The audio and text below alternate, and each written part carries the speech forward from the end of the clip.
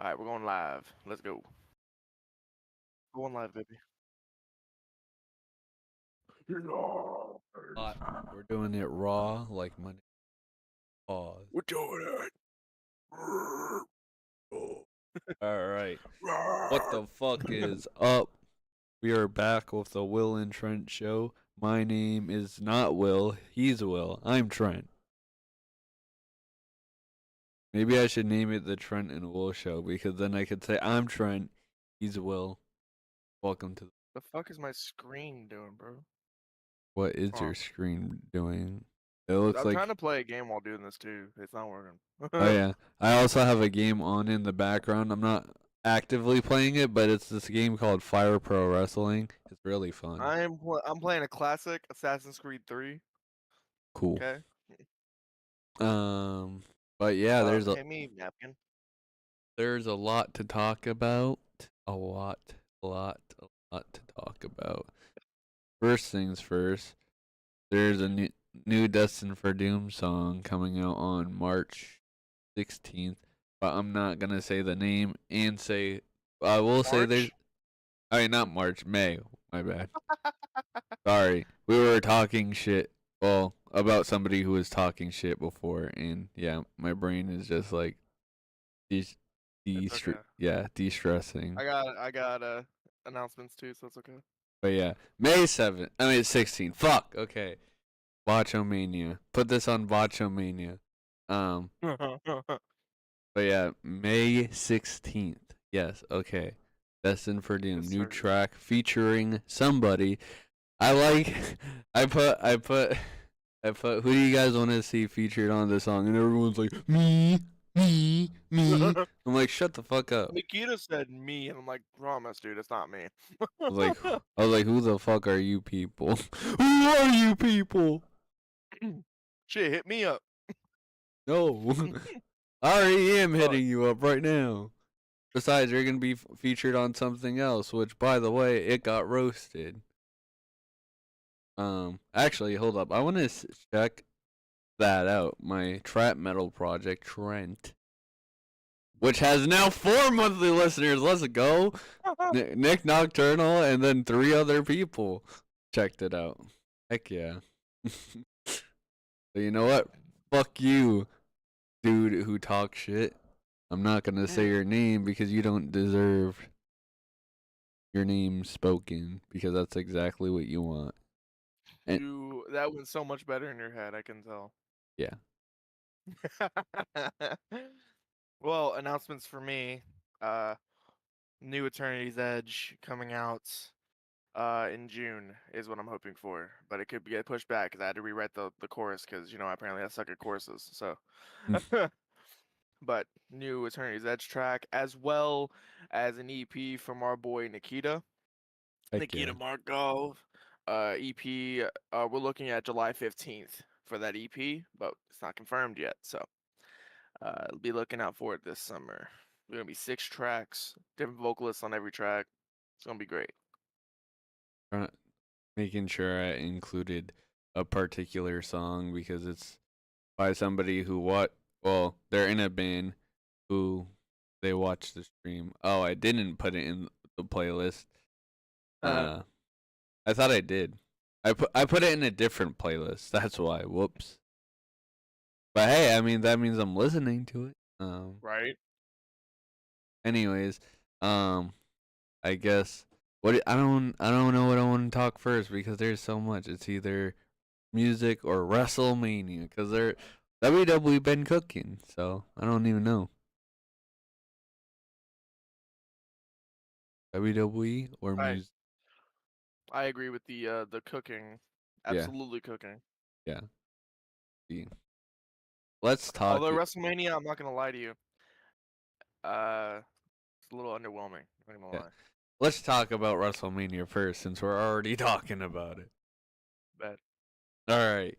So, we'll talk about also Raw and SmackDown after Mania 2 and everything else because it's all WrestleMania week or whatever. So the first match, actually let me pull up the match card cuz some of these matches I was watching during Spiritbox cuz Unfortunately, it was the same day I saw Spirit. I kind of was. People are gonna hate me for this, but I don't really care about Loath. Well, I do, but like I prefer seeing them in a smaller venue because the energy like is so much better for them. The smaller venue. I've seen them in a smaller venue and it was so much better, but in a huge venue, it was like I think like uh 1,500 cap venue or 15,000 maybe. I don't know. It was a huge venue. It was a venue that AEW was just at. Which spoiler alert, Spiritbox sold out that venue. They did not. So metalcore band beats a wrestling venue. But yeah, let me pull up the WrestleMania card. By the way, I used to love AEW. Well, not love. I used to like AEW a lot though. Um, but like in recent years they just fell off. And like I saw it even from like the time that I did really like them.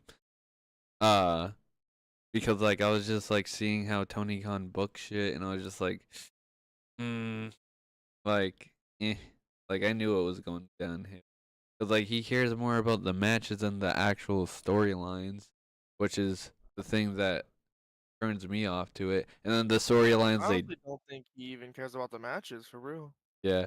But even like when they do have storylines, they're super cringe. Very cringe. The only good storyline I can think of is the CM Punk and MJF one. That was like what 3 years ago now, which Yeah. is which is insane to think about. Like, what? Yeah, that's a mind fuck. Punk and MJF happened 3 years ago, 2020. Yeah, that kind of just was an actual mind fuck. I didn't think about.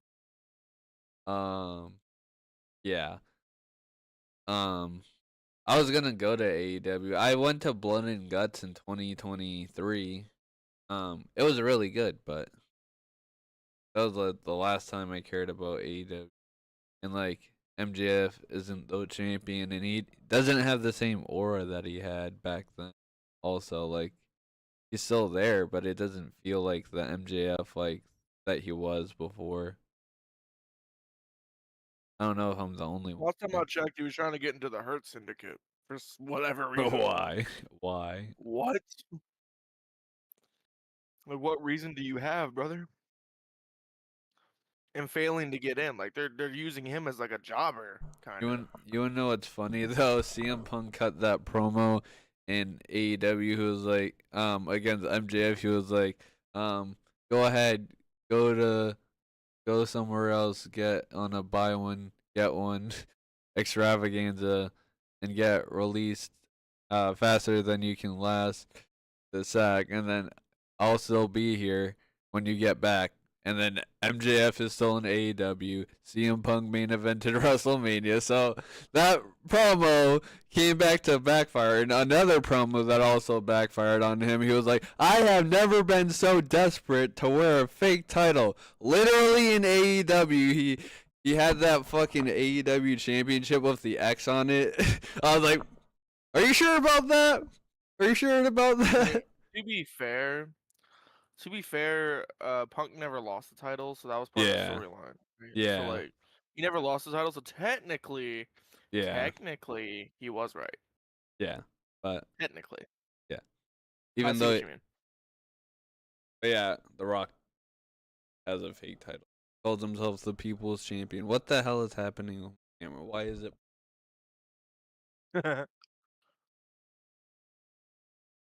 yeah. Um I don't know. Anyways, let's I got the match card pulled up. The first match was Gunther versus Jey Uso.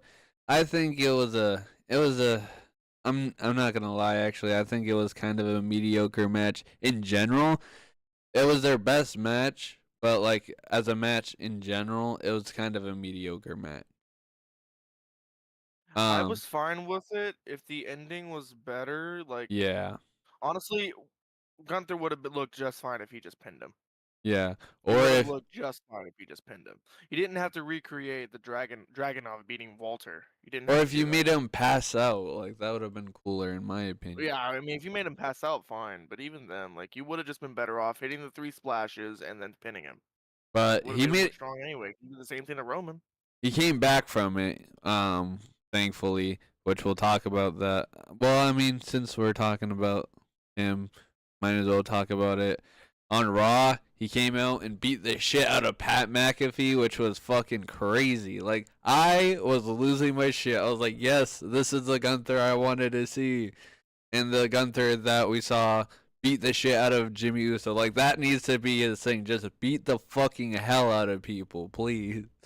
Just like, just be like, oh, they deserved it or whatever. I don't know. Like, I just like when he's just, he kind of reminds me of Brock Lesnar when he's like that. Brock Lesnar, but actually good.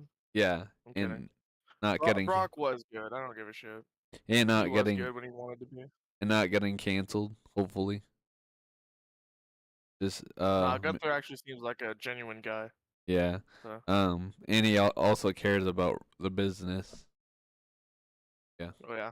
Really cares about it. But yeah, and then Jey Uso so far as champion, which I know has only been like 2 weeks. It's been lame, not gonna lie, because he keeps doing the same You're thing. only saying that because he just became champion. No, I'm saying that because he's still doing the same thing he was doing before he won the championship. Was like, Do you expect him to Okay, he, no, hold on. Do you expect him to drastically change just because he won the world title? Kofi no, never did. Nobody complained about Kofi. The true, fuck? but He's doing the same shit every fucking week when he was WWE champion. The fuck? You can't say that. John Cena always did the same lame shtick. true. Always. And he won 17 titles. Randy Orton was Eh, never a lame shtick, but he kept doing the same thing. You can't just expect eh, somebody to change immediately after winning a world title. It's Jey Uso. It's over. The crowd enjoys it. Let him have it. Title reign is yet to be seen. Do not judge it unless it's like a month or two in. Then you'll be like, okay, now we have some issues here. I But think like, it, if he has a good match with Logan Paul, which I'm sure he will, which that was a can't great really say too idea much. for them to put him in a feud against Logan Paul because there's a lot of people. I don't hate Jey Uso as champion. I just think he could do more, and I want to see more from his character. Especially the promos. Like the promos, like the one that he cut like after Jimmy Uso got beat up. That was a good promo, but like his other promos kind of suck because it's just like, uh, this happened, yeet, this happened, yeet. But like I like his more See, serious my whole promos. thing is I'm cool with the Yeet. It's whatever. But if we got the same Jey Uso that we got in like 2020 to 2022, Yeah, maybe even 2023, or when he was the IC champion, yeah, like I know that was a short period, but hear me out. yeah, If we got that, then like, which I'm still pissed off about that. Come on now. yeah. Like That would have what? been, but yeah, that would have been a lot better.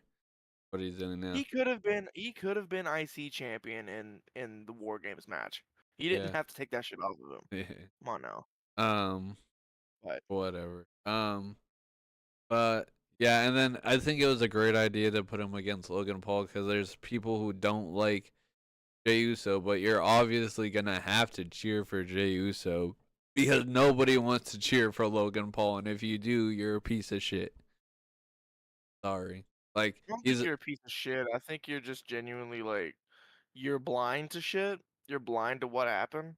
yeah. I mean, Ignorance is bliss, I guess. But he's a great performer, but that's it. Outside of yeah, that, yeah. Like I don't know. I don't know. It seems like he thinks that he changed, but he still does some things like the lunch lady shit, and then the crypto scams, and then most notably the Japan thing, which I don't. I was about to say that was 10 years ago. Eh, but everybody Can't bring up still. the Japan thing. That was 10 years ago. It's still fucked up, and he did a half-assed apology. I mean, fair, I guess. But Really shitty. It's like bringing up the Tim Lamb v. Like, how can you not talk about it? that's fair. So next, was probably one of the worst matches on the WrestleMania card. I don't know. It's New Day versus the Viking Raiders, and this was an ad for Clash of Clans. This match should have been the SmackDown Tag Team Championship ladder match. Which, you know what? I don't fucking care about this match. Let's talk about that match instead. That match was really fucking good, and it should have been on WrestleMania. Hmm, They used a I fucking agree. dude's prosthetic leg. Like that was fucking crazy. And then we had the fucking spear from the top of um the fucking titles through a Yeah, table, they did the Edge and Jeff Hardy bit but through a through a table. table. Jeff Hardy was probably like, "Damn, I wish there was a table for my." I'm like, damn. It Cause would he, be. No, I remember probably taking a step further. Add tax. yeah, for real. Knowing Or, that or man, knowing that man is prime. a flaming table of tacks underneath. Knowing Jeff Hardy in his prime, he probably would have been like, "Bro, pussies, tax." I'm surprised we never saw John Moxley versus Jeff Hardy in AEW in like a fucking death match because they probably both would have actually killed each other. Oops, lost my. No, I have a really big gripe about wrestling nowadays. So wrestling as a whole is just like, oh, you have to have blood to make it legitimate. No. Look at Kevin Owens and Sami Zayn. Yeah, No blood in that match. It was a 5-star. It got rated 5 stars by Dave Meltzer. fuck him. I Terrible. don't listen to Dave Meltzer, but I'm just saying, in the general, at least Yeah. Dave Meltzer can straight up say that blood doesn't make it look good. You know what I'm saying? It doesn't always. It's not always necessary. So I know sometimes I want blood. You know what I'm saying? I'm guilty as charged, but got rated 5 stars by Dave Meltzer. You know, looking back on it, it wasn't necessary. It was still a great match, and it's like it's just people complaining to complain. Now with AEW, the problem with AEW, literally, most namely John Moxley, is blood in almost every match. the only match that I know of that like deserved blood was CM Punk versus MJF in the dog collar match. That was a great match. But also there was way too much blood. Like it was like Oh yeah. basically a bloodbath. They had this really cringe thing I saw, and this is when like I was done with it. It was Malachi Black getting like ripped apart by like some fucking chainsaw or some shit, and I was just like, huh? It was like I don't even know how they did that. It was like, but it was like, dude, what the fuck? Stupid. Yeah, it was like It's stupid. it was super cringe. I was just like, yeah, I think I'm done watching this. Like, I know they thought it probably looked cool, but it looked so fucking cringe because you could tell it was fake. And I was just, but like, part of me was like, how did they do that? But I was just like, this is cringe, but how the fuck did they do that? Because it How'd y'all literally, get enough money to do a CGI bit? yeah, really, for real. They had CGI fucking How the fuck? Malachi Black getting ripped apart. I wonder how that worked in person in real life. Did like he just like I don't fall on the ground and then I don't know. I don't know how they did that. Probably the same But way it works in movies. yeah, Oh no. but Jade Cargill versus Naomi next match and it was a Banger. pretty good match. Yeah. I thought it was First, pretty good. Yeah. I can't really say much because this was also one of the matches that I was watching during both. So, but it was good. Uh, I think Naomi could have won this match, but I mean, they're still going at it, so maybe she'll win the next match. Well, see, here's the thing with me. Like, you gotta push Jade at some point. You know what I'm saying? Because Jade has improved a lot since joining WWE. I'd say, at least. Well, she So won it's like, last year or something. yeah, but now you're pushing her as a single star. She was in a tag team. Yeah, Now you're pushing her as a single star. yeah, Naomi's already been established. yeah, Like she's won multiple WWE women's titles. She won the TNA Knockouts title. I mean, yeah. she's already established. Jade, And Only she's title she's been ever won outside of WWE is the TBS championship. that I championship mean, means just as much as the 24/7 title. Mercedes Moné is doing a great job. Don't get me wrong, but it's kind of devaluing that title considering she's holding like 4 others. Yeah, she's the one who beat fucking Steph Valkyrie that match at Forbidden Door for like all her titles, which was stupid. It was Um, stupid. I think Steph should have won, but I'm glad she didn't because It's now also she's in it's WWE. probably because she was on her way to WWE. Yeah, Probably why. Tony Khan really But fucked up. He should. I'm glad he fucked up because yeah, she's been great in WWE. ah ah ah. Ah ah. I like her more than Rhea Ripley. Not gonna lie. Like in terms of appearance, I thought she was cool from the get go because of the fucking devil horn. That was sick. Um, but then yeah, and then I saw that move and I was like, oh shit. I was like, ah. Bro, Booker T needs to be on Raw when Trick Williams get called up because how the fuck are we gonna have Trick Williams without whoop that trick? What? I mean, Oh Trick's a heel now, so yeah, he's still probably gonna do it though. I mean, probably, but Uh, but yeah. Also, we had Stand and Deliver. I don't know if we want to talk about that. I watched the whole thing. I could talk. I think you too. I was at Um, work. I couldn't. it was really good. There wasn't one bad match, and honestly, the triple threat match might have been like one of the best matches in NXT history. I did go back and watch that one, and Yeah, it was pretty sick. it was really good. Um, yeah. See, but yeah, and Sol Ruka became the North American. Pretty cool. That match was A little crazy. overdue. Yeah, she did like A little some. overdue. She did some like. Well, I don't remember what it was. It was like she, like flipped. The Soul Snatcher, dude. Yeah, she The did Soul like Snatcher is she did that incredible. off the ladder. Yeah, and she did like some crazy move on the ladder. I don't remember what it was, but it was ladder. I don't. And then we had Tony D. Okay, you know what? You know what's funny?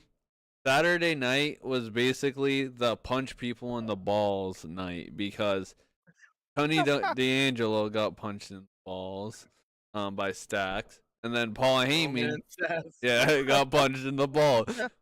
Not So, Seth. CM Punk. yeah, which we'll talk about that in a minute. But yeah, we had Jacob Fatu versus LA Knight. That was That was a a banger. really great match. We had the fucking salt into a BFT, which was crazy. Like, how do you even do that? That's like really That was amazing. crazy action time. And yeah, Jacob Fatu deserves the title. And the promo he cut on SmackDown was super good. And then he fucking beat the shit out of Drew, Damian Priest. I hope we're getting a fatal 4-way for this Backlash. And obviously, Fatu has to retain, of course. Yeah, unless Solo Sokoa like interferes, but like I really hope not. I hope they just have a honestly, celebrate with him and then betray him. Don't take the title from him. Yeah. Come on now, he just won it. Especially Let him that have a would long screw reign. him over. It would screw himself over because if you attack him after the match, then you get a match for the title. I mean, shit. Yeah. But yeah, it was a great night. A great match. Yeah. I think LA Knight is winning Money in the Bank because Money in the Bank is in LA. This is literally the perfect time to do it. I think he might be the person to beat Jey Uso for the title. I could see him cashing in on Jey Uso. It makes sense. Have somebody who the fans turn heel. Not really. I mean, Do you think? I don't think so. Yeah, have somebody who the fans really also like and also want to see as a world champion cash in on, but also there's some people who are iffy about, but everybody likes LA Knight. Yeah, Yeah. yeah. Then we had Chad Gable. I mean, El Grande Americano versus Ray Phoenix. Uh, it was a El good. Grande Americhado. Was, it's not the same person. Not the same. We had El Grande Americano versus Ray Phoenix, and El Grande Americano won. Surprisingly, I thought Ray Phoenix was I wasn't gonna. surprised. I Um, wasn't surprised because Ray Phoenix isn't a part of the story, yeah, true, man. but So but I'm glad that Chad Gable, I mean El Grande Americano, got the win in his WrestleMania debut. So, uh, then this match was not very good. Uh, Tiffany Stratton versus Charlotte Flair, which it should have been good. It should have been good, but Charlotte's fault. Charlotte Flair really didn't look like she gave a shit.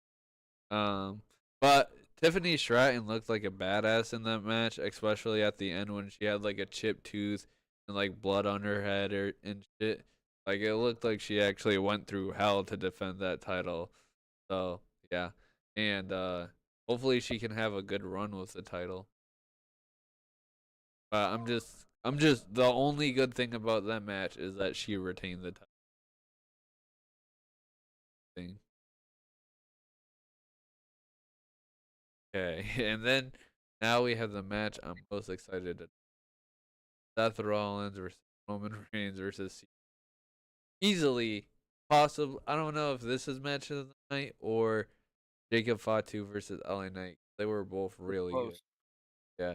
Um, I'd give it to this, especially because a promo package from CM Punk literally almost made me cry because I was like, oh, this is what got me into wrestling. Like the time period of when I got into wrestling was when CM Punk had that theme song, and like the promo package with him, he was like, it was like the straight edge stuff and going through his career and shit. I was just like, oh, this is so nostalgic. Um, and then yeah, and then he came out to the live version of Cult of Personality. Um, I don't know if I'm the only one who thinks this. I like the old version of Cult of Personality versus I like do too. versus the The remastered. remastered version. Yeah, Yeah. it's good, and there's nothing wrong with it. But it's just like that's the one that he used in 2011. Obviously, that one collects more, or 2014, the last time it was around in WWE. And he used that version in UFC's. That they just randomly were like, oh yeah, let's use this version. I feel like they did that because I think they used his that version in AEW. Um, his old version, but whatever. Anyways, this They match used the was remaster in AEW. oh, I didn't know. Mm. Also because I barely watched AEW, so the only time I actually watched AEW was for Jamie Hayter and MJF, and when CM Punk originally first time.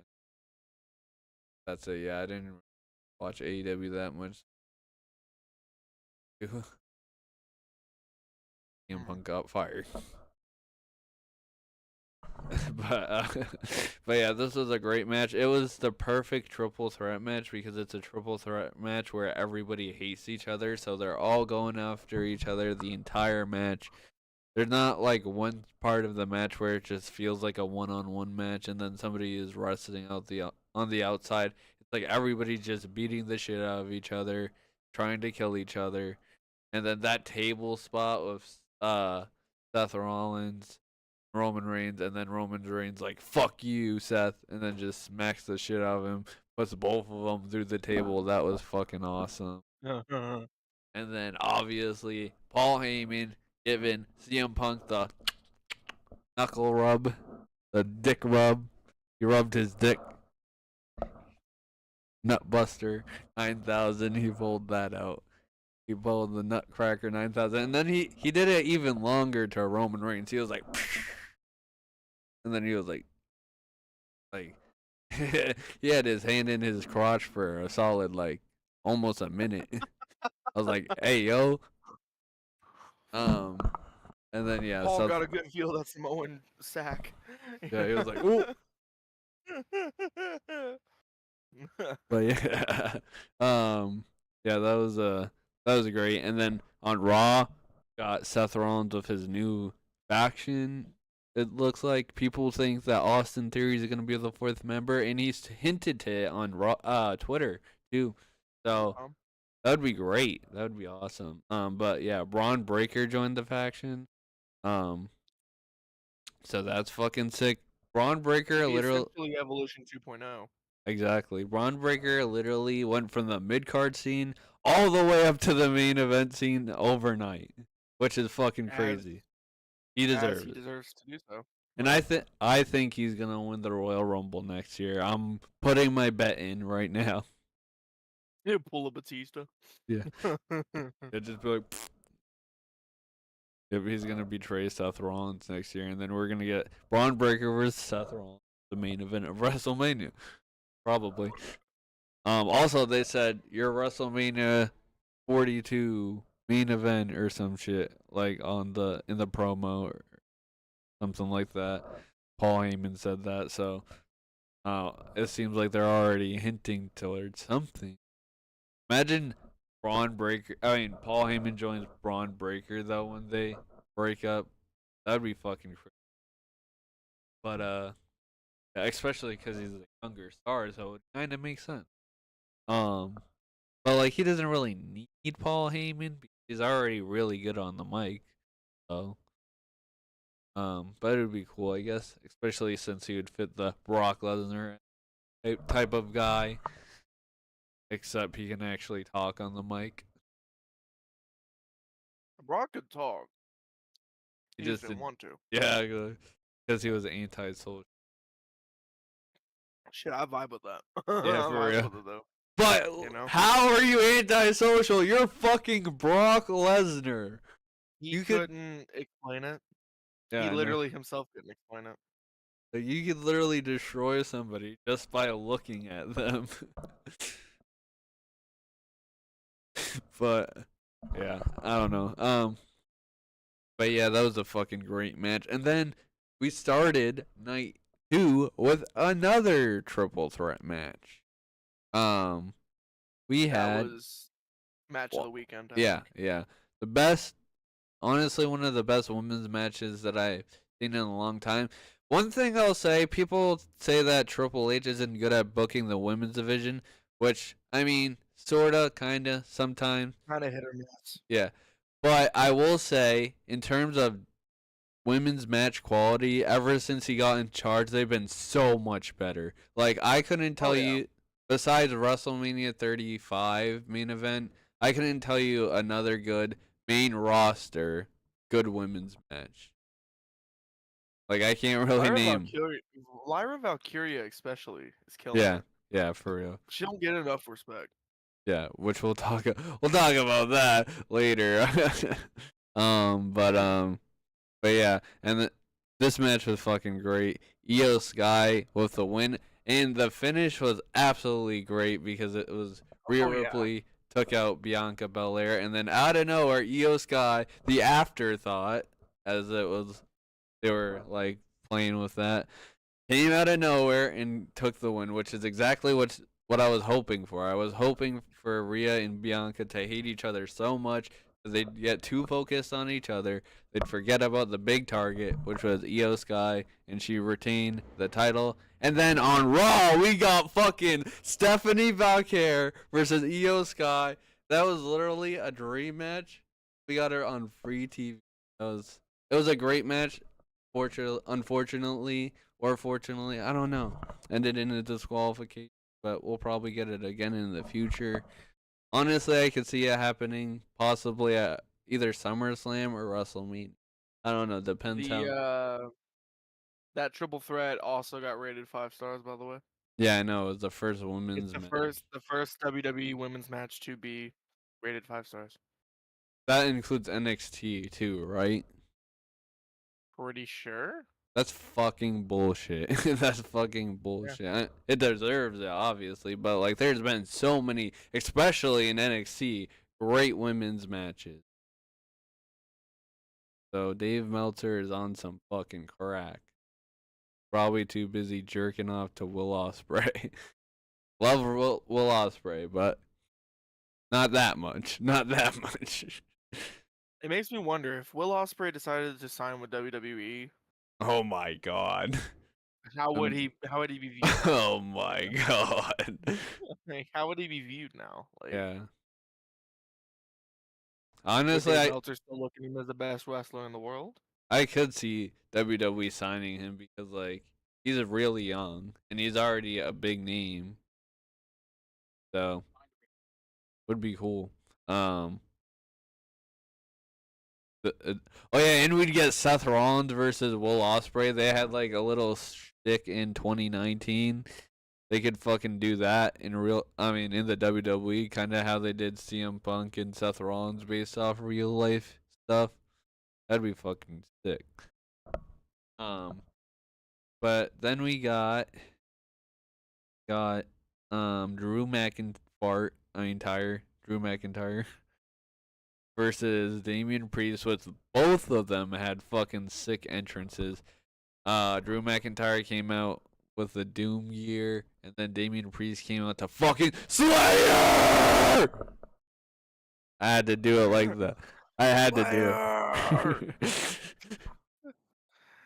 That's how all the metalheads who love Slayer do it. But yeah, great match. Drew McIntyre I think the won. right person won. Yeah, he deserved the win. He did the tweet on the phone, that was hilarious last year. Did it again this year. Um, you wanna know what's funny? He had a great reign as world champion, even though it was for 5 minutes last year, because like it was memorable, even though it was 5 minutes long. Because he celebrated, he was like, "Yeah, I'm the champ," and then he turns to CM Punk, gets his ass kicked, gets cashed in on. That's a memorable reign because people are gonna talk about, hey, Drew McIntyre lost the title because he got his ass kicked by CM Punk, who was on commentary. Yeah. Um, but yeah, then we got AJ Styles versus Logan Paul, which I thought this match was gonna be a lot better. Not gonna lie, it was alright, but one, Logan Paul shouldn't have won, and two, I just think the match could have been better. And I really hope this is not AJ Styles' last WrestleMania. I hope he has at least one more or two if we're lucky. But yeah, I want to see him win at WrestleMania and have like a proper send off because he carried, in my opinion, or he was a big part of 2016, 2017 SmackDown. Um, as the WWE champion. So I really hope he gets a proper send. Oh yeah. I don't Oh know. yeah, It's kind of stupid that they had Logan Paul win when he's not full time. yeah, exactly. If he were to become full time, I wouldn't be so mad about it. Yeah, But I also just don't like Paul. I respect him as an in ring, but outside of that, eh, yeah, we already talked. yeah. And then Moving on. we got Randy Orton facing a mystery opponent. I made sure to mute my microphone because I Say knew his name and he he appeared. appears. Rusev's lawyer. We were all expecting I Rusev, believe in but his lawyer. we got Rusev's lawyer. And now they're all reunited because Lana, Rusev, and Joe Hendry are in the WWE. So they're all back together again. So they can do this segment again. Please don't. Please don't. Please But don't. it would be funny if they had like a backstage where it's like they're like hanging out backstage, like having an interaction. Or that'd be cool. Just be like, Right. for those who know. Um, But yeah, I feel like it was like a whatever match. I feel like the match would have been a lot better if it was Randy Orton versus Kevin Owens, but unfortunately Kevin Owens injured, and yeah, there was no punt kick either, that sucked because that's what we were hoping. I mean, it was also Joe Hendry. I Yeah, mean, come on. yeah, you can't punt Joe Hendry. That's what I said. That would turn Randy heel, I think. Yeah, and Which wouldn't be a bad thing, but that's not what they're looking for. yeah, especially Yeah. Now that they're gonna be Yeah, working him and John Cena. yeah, exactly. Randy Orton though, yeah, won, and then we got a meme in this match because we had Joe Hendry do his turn thing, and then Randy Orton with a RKO out of nowhere. That was fucking crazy. That was a great moment. He had a RKO out of nowhere 10 years ago too at WrestleMania with Seth Rollins. He did the curb stomp, countered it into the RKO. That is, in my opinion, the best RKO next to either JD McDonough or um Evan Bourne. I'd give it Um to Evan Bourne, honestly. yeah, that one was sick. The JD one was crazy too, off of the fucking War Games. Yeah, but we've seen that kind of in a way before. So like, Yeah. But yeah, that Evan Bourne was great. Nobody even talks about Evan. To well, be yeah, because fair, he's Matt Sydal. oh yeah, him and CM Punk, they were together in TNA. Be cool if CM Punk went back to TNA. It was like in 2003. They showed it today on did like a throwback thing. Showed it on their Instagram. Um, but anyways, next match was Braun Breaker versus Dominic Mysterio versus Penta versus Finn Balor, and it was a really good match. The match ended similar to the um the women's triple threat match, uh, where And Dominic, once again, by God, the right person won. yeah, exactly, and it was a great match, and we had Carlito dying in this match again because he Again. got speared through an announce table by Braun Breaker. Uh, but yeah, and then we had Finn Balor and Dominic Priest. Dominic Mysterio, Dominic Dominic Priest. Priest. Yep, that's That's the new member of Judgment Day. They're just gonna put their names together, and then some random dude's gonna come out named Dominic Priest. Yep. Mm, Anyways, yeah, they finally fought each other, and what's up, Johnny? What the heck do you fuck this? He's talking shit. Oh, yep, he is talking shit. Talking shit about us talking about wrestling. How dare we? Well, I guess I'm gonna remove this song from this playlist. damn. This song from this band that this dude is in, but I'm not even gonna mention the name. Look at this Even dude. um, but yeah. Hey, your vocalist likes wrestling, so I don't want to hear it. I don't want to hear shit. All right. Uh, but yeah, Dominic Mysterio won the match. Pretty free. The He right person deserves won. it. Yeah. Absolutely. And And the then that, crowd fucking cheered him on too, which is even better. and he fucked up because he was supposed to celebrate with the title. He went back, and then it was like, oh It shit. was Triple H's idea. Yeah. Triple And H's idea. He yeah, told him to go back. that was cool, especially because he ran past Finn Balor, and Finn Balor was like, "What?" But yeah. Then the next match was really fucking bad because it was Liv Morgan and Raquel Rodriguez versus Lyra Valkyria, and they're returning Becky Lynch. Yeah, I that don't match. think it was bad. It was the wrong outcome. Yeah, well, it was bad because like I don't think Becky should have like returned. I think Bailey should have still been in the match, and then they could have done what they did, like literally on Raw. They could have had the match again on Raw. Had Bailey versus Lyra Valkyria got attacked on Raw or something. I don't know. Especially because it was Becky Lynch. She turned heel on Raw, and the match was better than the WrestleMania match. So yeah, uh, yeah, I didn't like. And here comes the most disappointing part of the night, which is unfortunate. Cody Rhodes versus John Cena. Yeah, this history has officially been tainted thanks to a Weasley Travis Scott.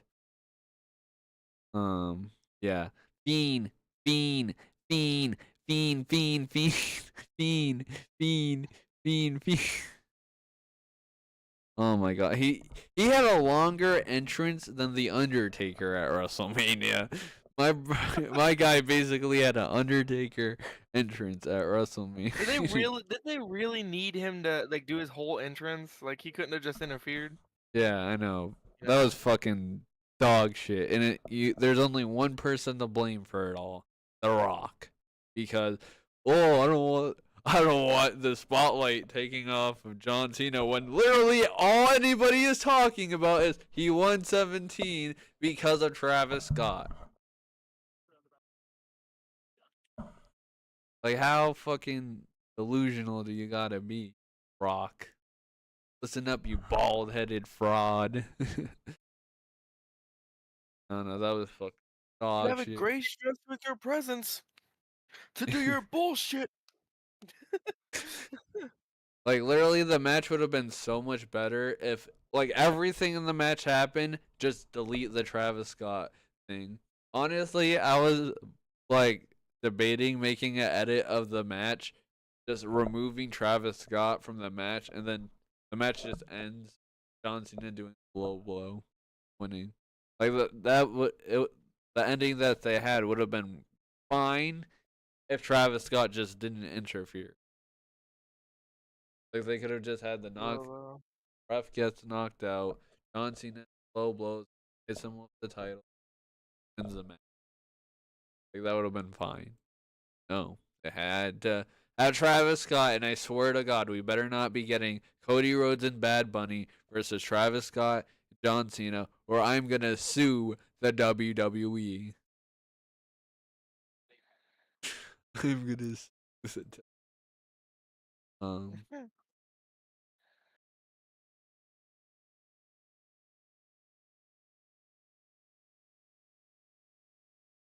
Yeah. Anyways, oh wow, Johnny left. Oh, okay.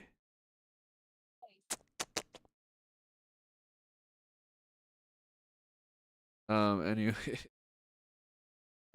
anyways, yeah, that was Wrestle Wrestlemania. WrestleMania. Oh yeah, and Aleister Black came back on SmackDown with Fiend, his old fiend, theme song. fiend. So Yeah, Aleister Black. and his old entrance too. Like he came back like he never left. Aw, awesome. I was scared for a split second when the lights went out. I was like, "Oh no, we're gonna get some fucking horrible theme song." And the minute I uh, heard the Incendiary and yeah, I was just like, "Yeah, yeah. let's fucking go." Yeah, I fucking popped for that shit. That was amazing. Um, yeah, and then the tag match was great. Triple threat. What else happened? We had Rusev. yeah, we talked about that. We beat up That's Alpha true. Academy. Uh, we had Julia and Roxanne Perez. Uh, they were the reason why Io Sky and Stephanie Vaquer lost. Well, and Q. Uh, I'm confused though. I don't know if they're calling up Stephanie Vaquer. It kind of looks like it because like they're having her already have matches on Raw. So I feel like after she drops the title, she's probably just gonna go right at it. So, which I mean, Probably. I wouldn't mind. I wouldn't care. I'd actually Of like course you that. wouldn't. Well, I mean, also like what's it Got Booker called? T Light over here. She was gonna go to the main roster at first, but she decided not to because she said she wanted to work on her English. But her English That's is true. That's respectable. yeah, her English is fine. I mean, that's what other people say, but I agree with them. That's absolutely respectable though, like honestly. Yeah. Can't shit on that. I'm You can't glad be a that. big star if people can't understand you. Yeah, exactly. Like Shinsuke Nakamura, no offense. I mean, well, Shinsuke is different. Yeah, but Shinsuke is different. He had an aura about him. um, Had. and then Vince McMahon ruined it. As he Uh, does everything else. Vince is literally Disney. yep. Oh, anyways, sorry, Schmizney. anyways, now it's time to talk about Gone. So I guess we're deleting this song from the playlist. Not just kidding. Uh, Since we're talking about it, we'll just get it out the way. uh, Voluntary Victims, which is Johnny's band, dropped a song with the dudes in Devitalized, called Mouth Rot. It was pretty fucking sick. First Devitalized feature, so it's pretty sick. It was good. My favorite song from them is still Antis, so either that or mm, Ego Check. But yeah, they're sick. Um, Also their vocalist is the one who does the artwork for the Destined for Doom single, so and the artwork. So yeah, which that's gonna be announced soon, and not that many people mm. watch this anyway. So yeah, sure. And I think we've talked about it already before. Ooh, doesn't matter. It's not like we're on a label. Like, oh, how dare you? Can't talk about it. You're in big trouble, man. Um, I'm the label. How about that? Anyways, we got Invent Anime and Silent Planet with their collab EP, and it was great. I wish there was more songs, like one or two more songs, but it was Yeah. great. It was great. Armageddon Eyes might be my song of the year so far. For me, Might be my song of the year. the other, the fucking single "Return to One," that one's probably my favorite off the It was good, but honestly, Armageddon Eyes is more listener catering. And I think that's why I like it a bit more because like it's more impactful, I feel. more emotion. And I'm really for singing callouts, not screaming callouts. You know what I'm saying? It went into breakdown off of a Marcus vocal. Yeah, Like I love that because of the fact that screaming callouts are so oh, yeah. You are lagging. I'm lagging, or we're lag.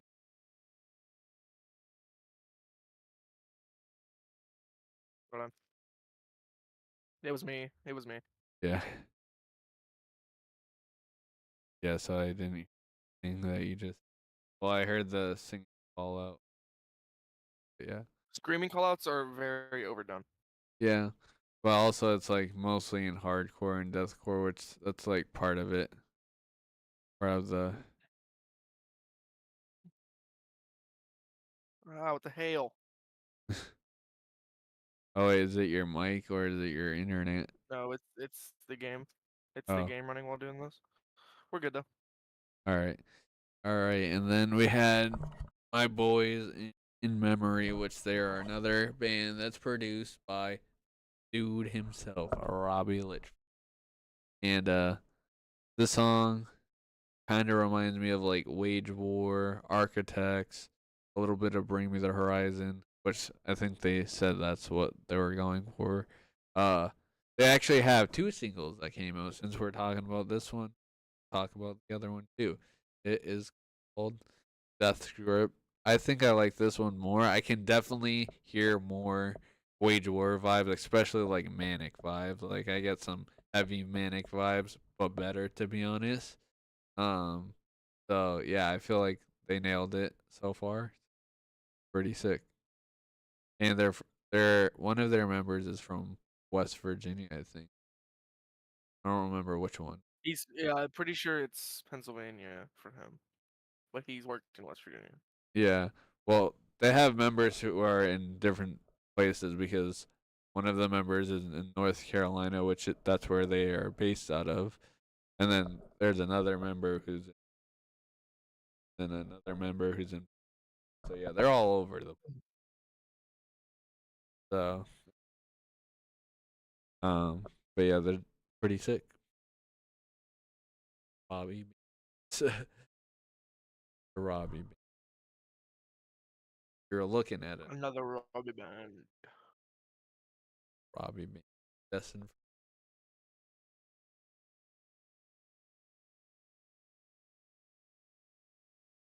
Is also the day that Doom Dark Age. Hmm. Next, 10:50.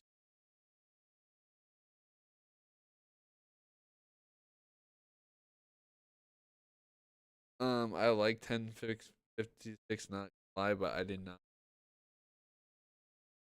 I Me neither. don't know why. I just like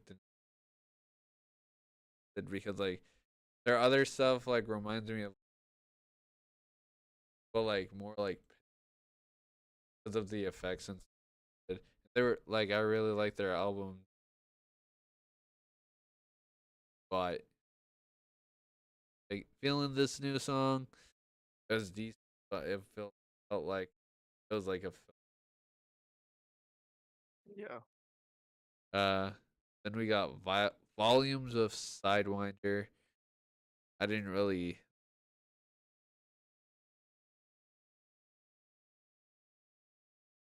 Hmm. I might have listened to it, but what I do remember is listening to Unity's Last Breath. They dropped a new song, and I mean, not really say about it. Yeah, Haley. yeah, all It's thick. daddy. Also, um, Buster did some of those like clean parts, pretty sick, dark. Hmm. Not only did we get new Unity's Last Breath, we also got new art dropped this, which I actually like that Nothing. song for that the last single. Last single was great, but felt like it had.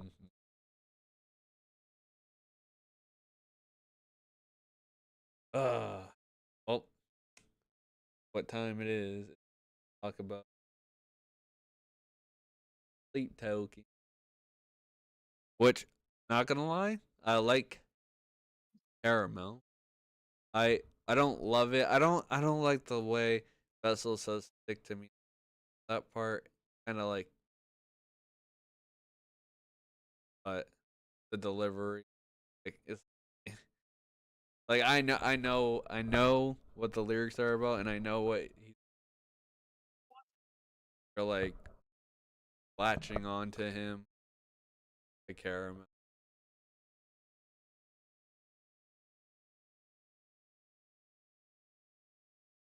about their obsessive fans, which funny because they're like crazy about this song, and half of them don't even know what the lyrics is about. And somebody who doesn't even like Sleep Token that much knows what the song is about. I don't care about the lore and all of that fucking but it's fucking funny. Yeah, it's funny. But it was a decent song. I like it more than the other song that they dropped, which uh Damocles. yeah. Yeah, I like it more. I honestly prefer Damocles, if I'm being honest. And Damocles kind of goes back to the same thing, except it's more on the depressing side. Like Um they actually went into the deeper lyrics with that track. So I gotta give it but I can get yeah, behind it. I like Caramel. The only reason I didn't like it at first was because like I hate the ADHD core thing. Like I mean I get it, it's their It's very thing. weird. Yeah. It's very jarring. but I agree with you. bad. It's just like sometimes it does seem, but then we had another band who genre baby metal, poppy. Um, their song I like poppy. I thought this I I kind of like baby metal. Baby metal had the same problem that I have with because their fans are also very fucking crazy. Also, like if you don't like one of their songs, they're going to rip you a new one. They're gonna rip you a new one. Cause like I don't. I said I didn't like that.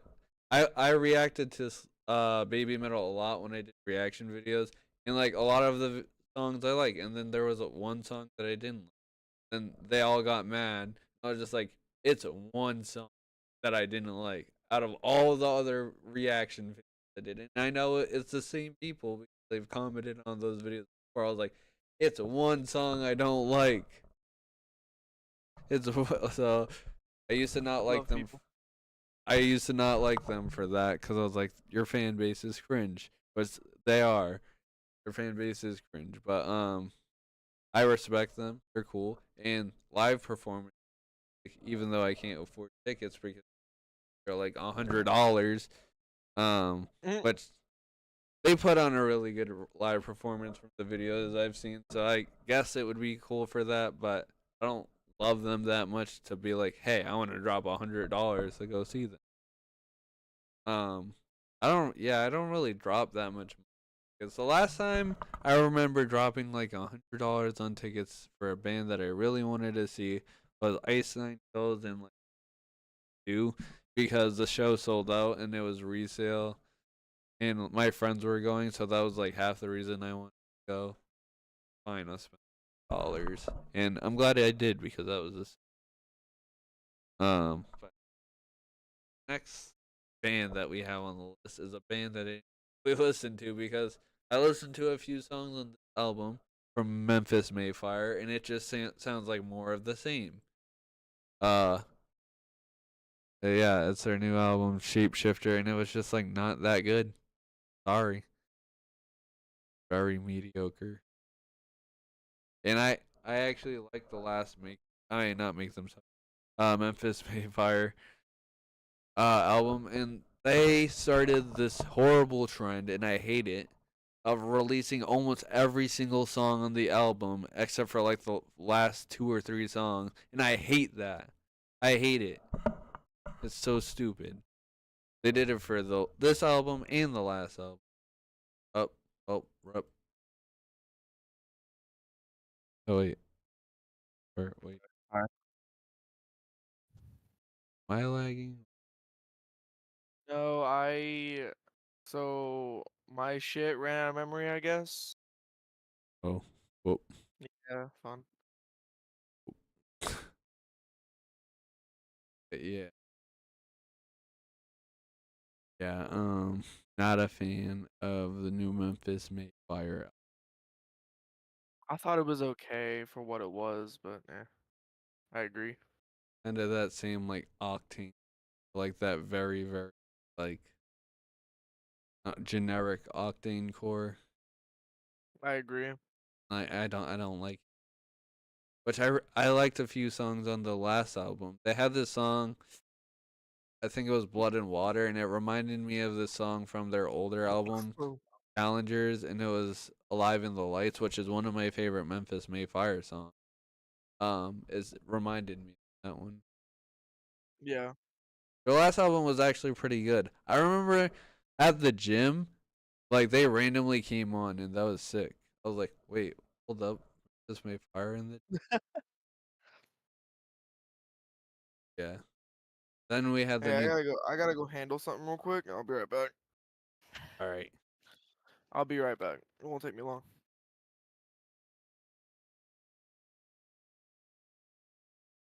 Bandon, Be right Bandon, back.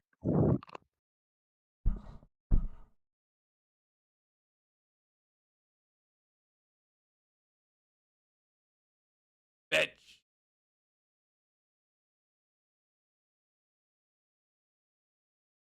Um, since he's away, let's talk about Doom Dark Age. I'm really excited about that. That game is coming out in like wait.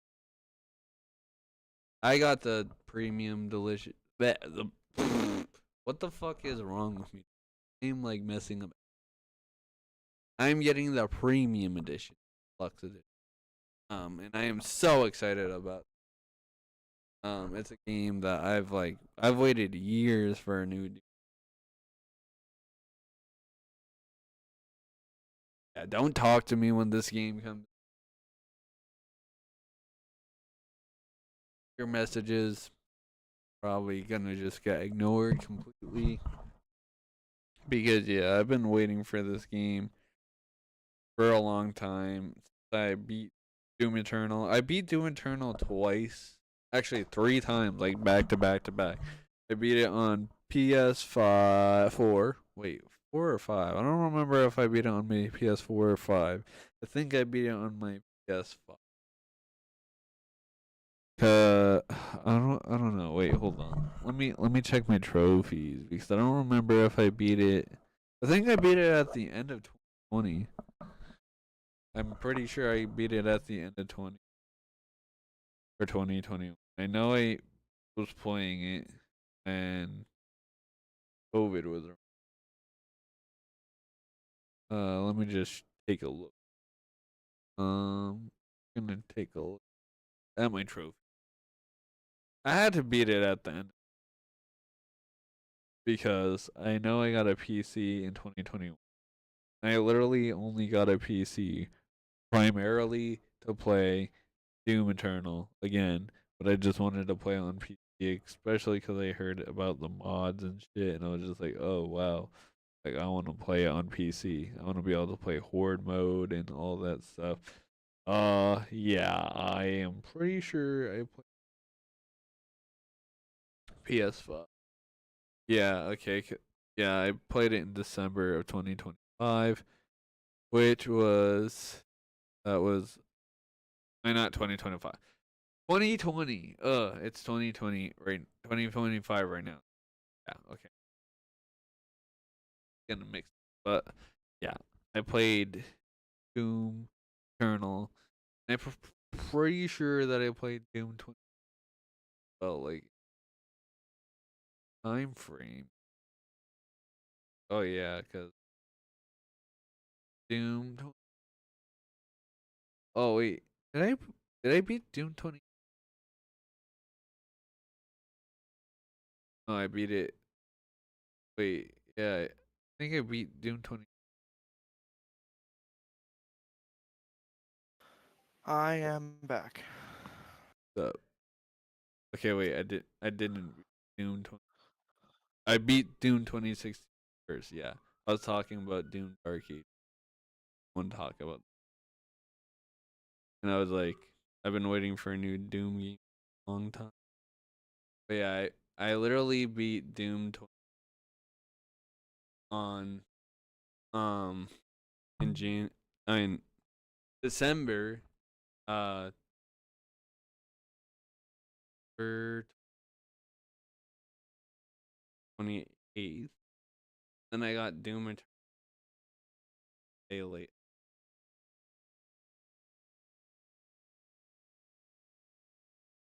Yeah, I got it the same day that I beat it. I beat it at like 3 in the year. 8 8:30 at night. I think I bought Doom Eternal like right after I beat Doom 2016, and I beat it in days. Days.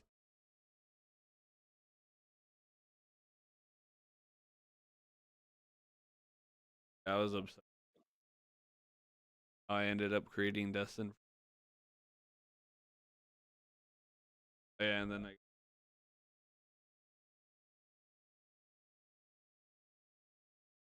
I got it on PC 2021. Did again. Yeah, I was dead ass up.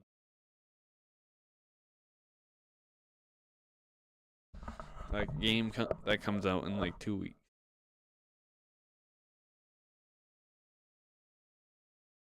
was gonna, where you rudely got up and left,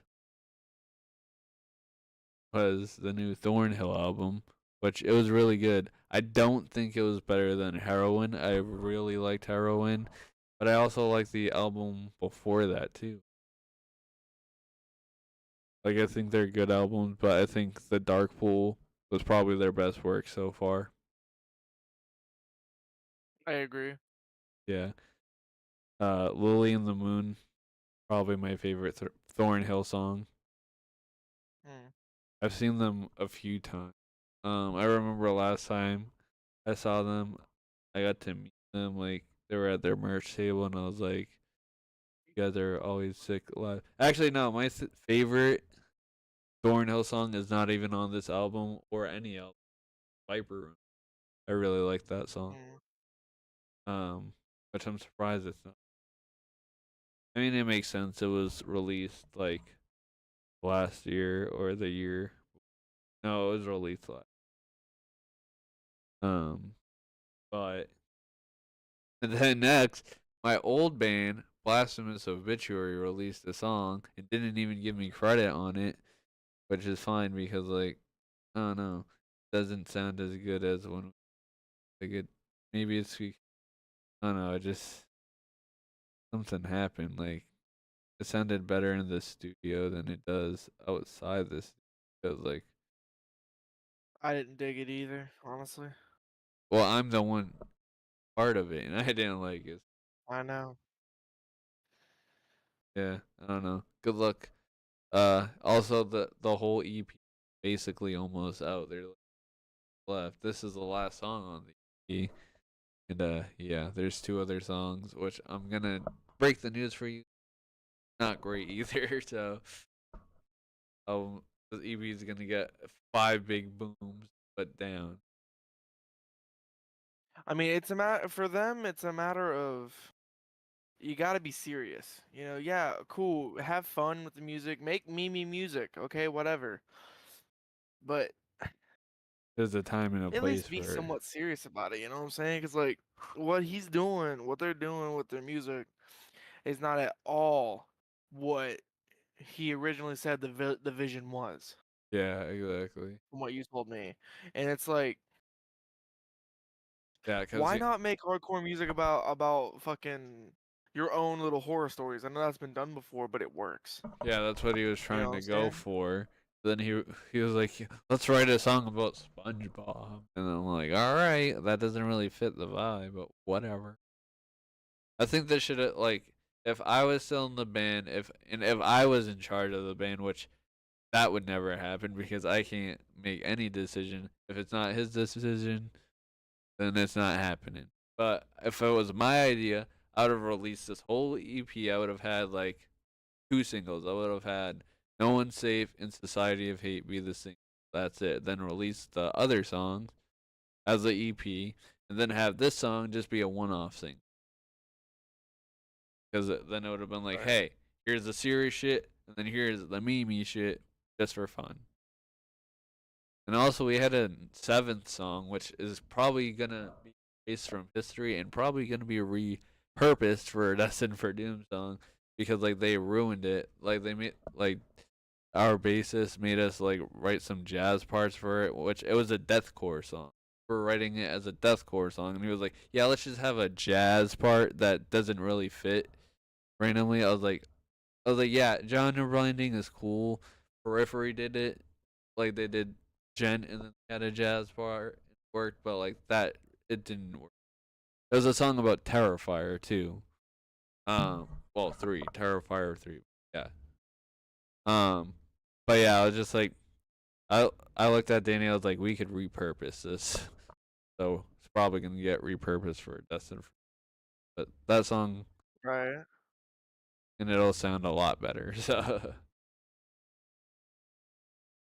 yeah, and then we had new Turnstile. They actually dropped new singles today as well. I can never get behind Turnstile. I don't know why. I just never could get into them. I feel like it's because people told me they were a hardcore band, and they do not sound like a hardcore band at all. I mean, maybe like punk. I'm just like, Like especially their new stuff does not sound hardcore. I mean, I don't know. Yeah, never get into them. And then we had New Shadow of Intent, which I already know didn't like the song. Don't even have to tell me that you didn't like it. I love this song though. I See, it sucks because I used to really love Shadow of Intent, I and know it's you. nothing they're doing wrong. It's just they're following what everyone else is doing now. Well, That's what's up. I think this song was better than the last song, especially because the last song literally just sounded like Sun Eater from Lorna Shore, but shorter.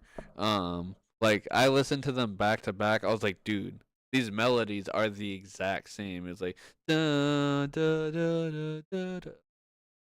Da. But I like Corpse Grinder being on here because it like it also had sounded more death metal-y too, more than deathcore, which I know it's hard to tell the difference, but trust me, death metal fans will tell you that they hate deathcore, and I don't understand why because deathcore and death metal are really close together.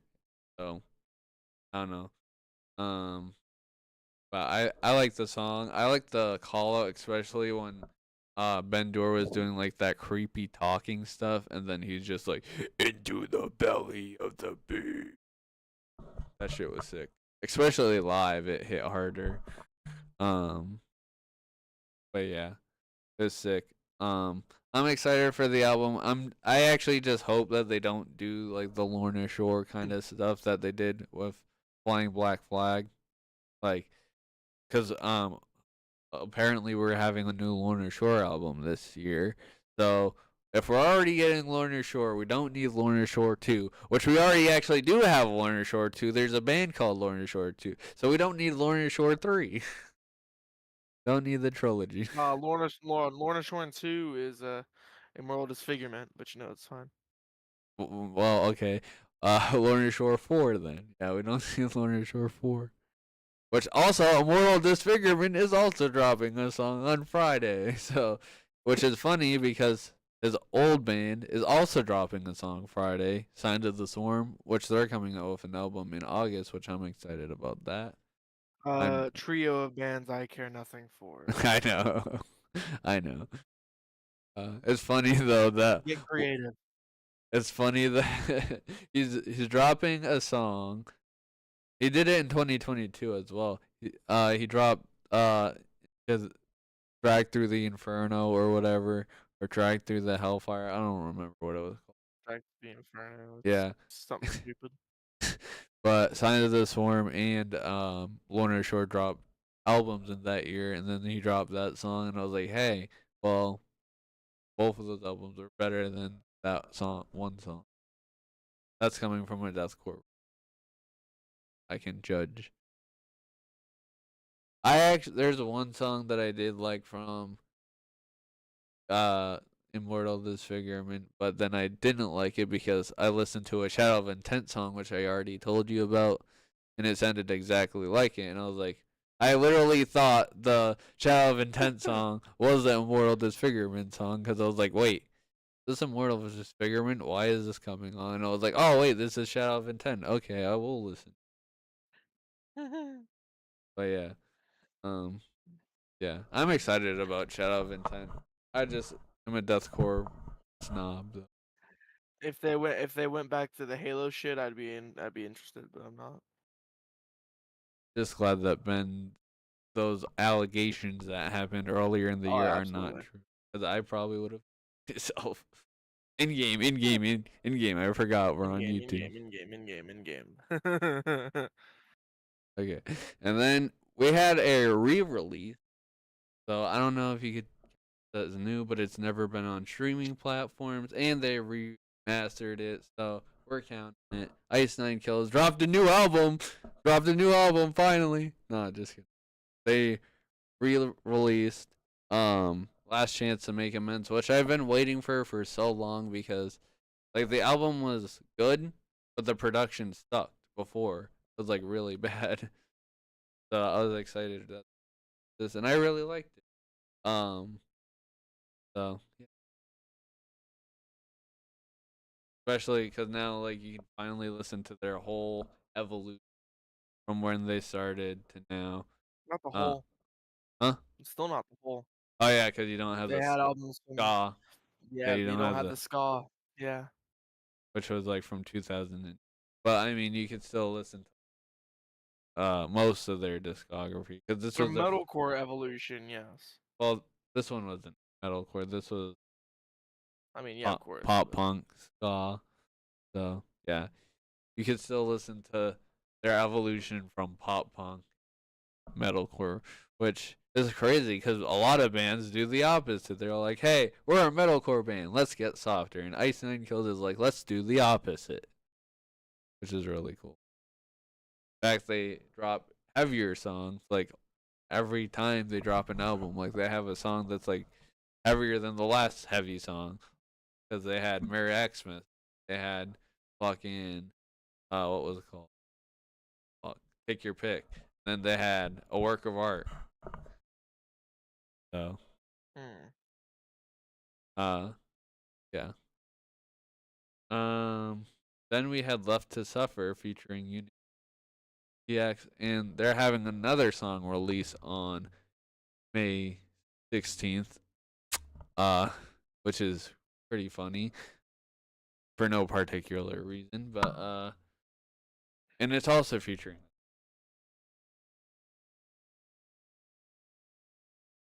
but so that's pretty cool. But it was called Set the World on Fire.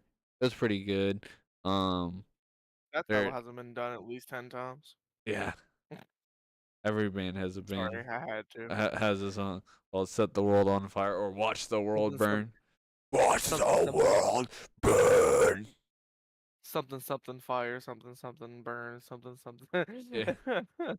Yeah, and then yeah, it was pretty good. I didn't listen to the new Was Me uh I didn't either, sadly.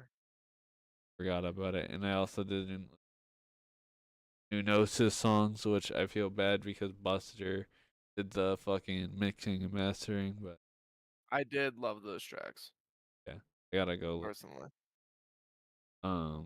Any comments on them? Still, nothing more than just I'm still really sad that Rio is not in Crystal Lake I because he know, could be doing yeah. this shit in Crystal Lake. I mean, I don't know, man. I mean, they fumbled. Yeah. They He fumbled. he I don't fumbled think or it's they their fault fumbled. necessarily, but they fumbled. They all collective Crystal Lake and Rio.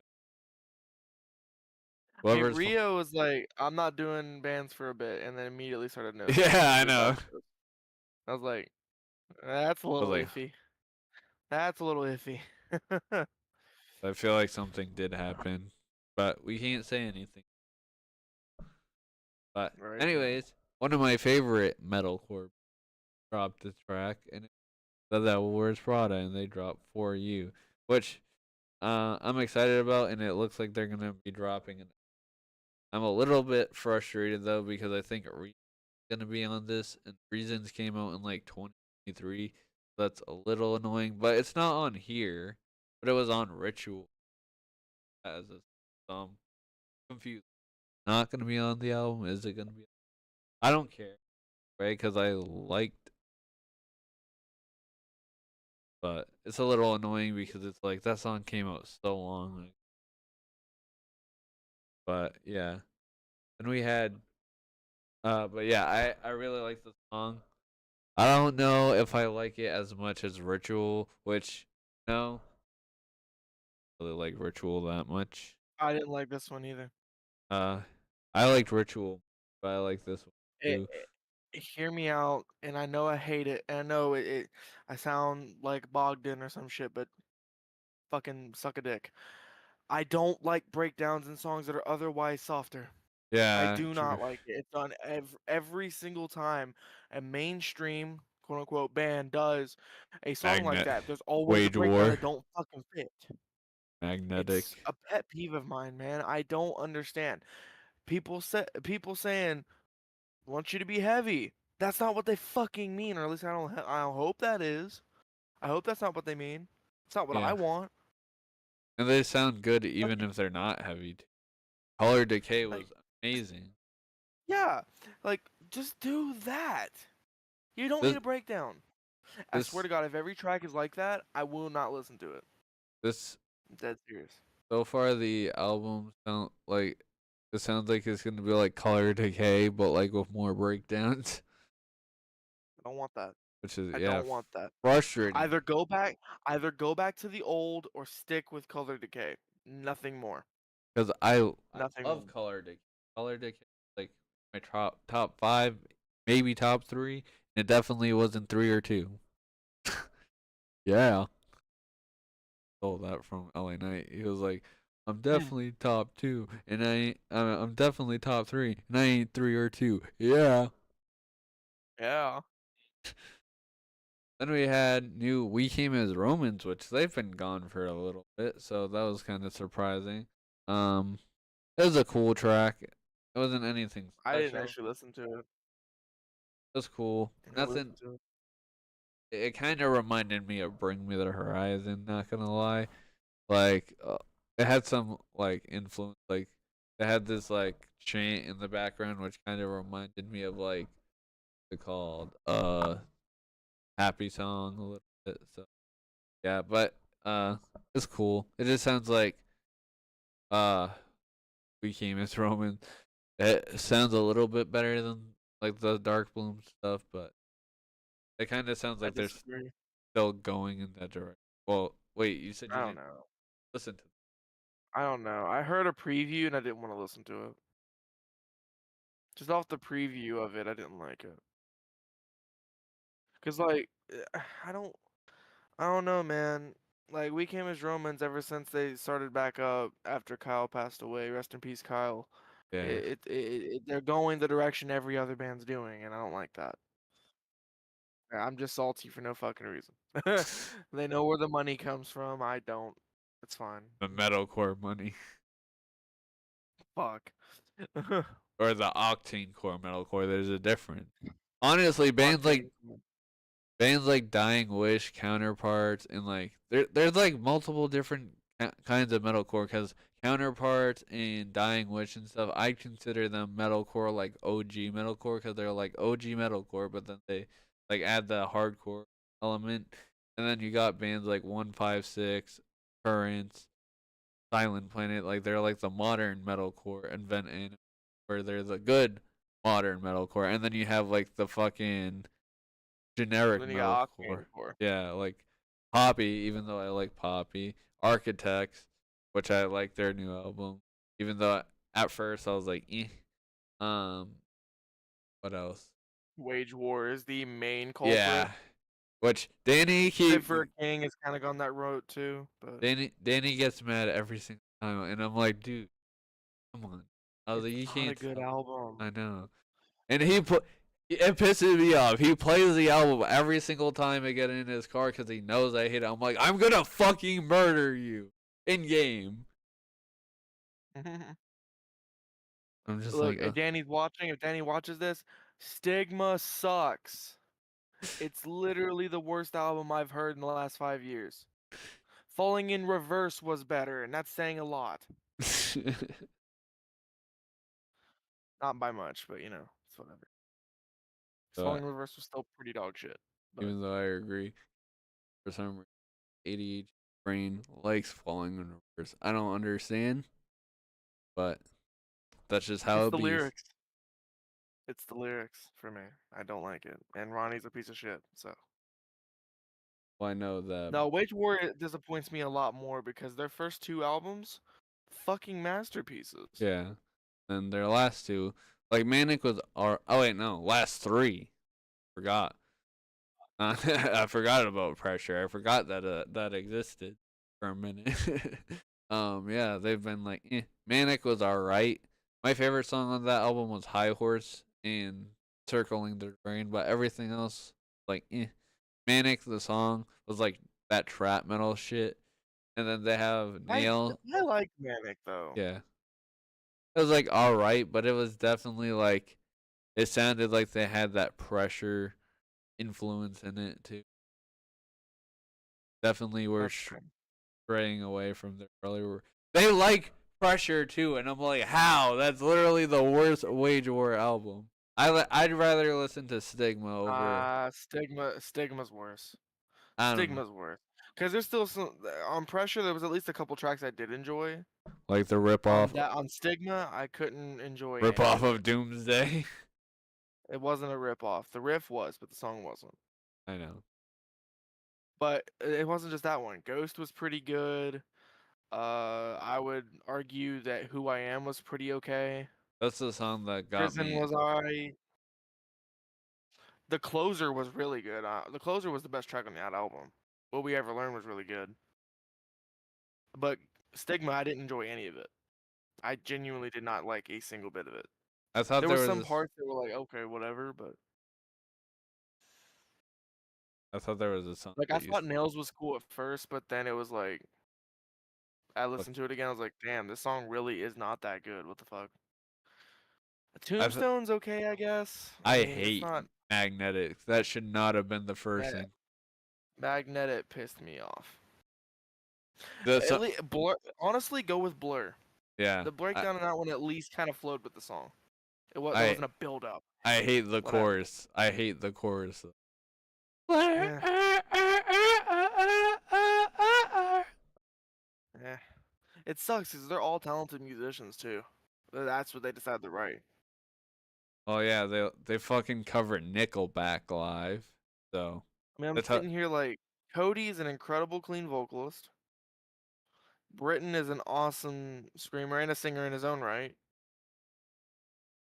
Steven's a great drummer. Seth's a great guitarist. Chris is a okay enough bassist. nobody But cares that's about what the they decided to bases. write.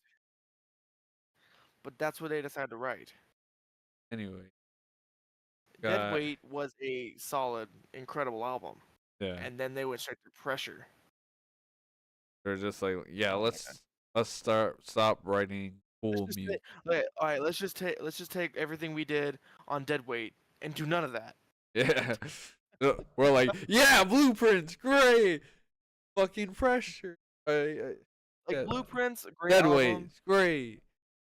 Here's Pressure. the thing. Step down. Let's pick it up next time. Manic, okay, a little better. Stigma. Stigma. Anyway, Anyway, fucking no. And this is the last thing I want to say about it.